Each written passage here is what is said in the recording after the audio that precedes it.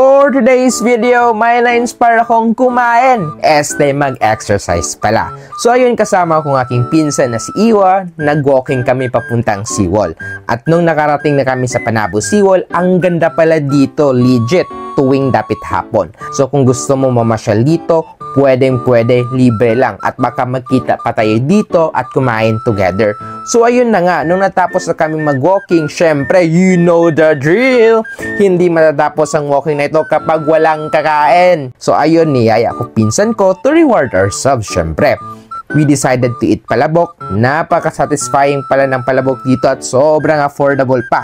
Sayang lang at hindi ko nakunan video tindahan nila kuya at ate na nagtitinda. Yung paalam ko kasi pagkain lang yung videohan ko. So kuya, if nakikita mo itong video, because I know nag-like ka sa aking FB page, feel free to promote sa iyong shop sa comment section. Let us support pala mga guys sa local businesses.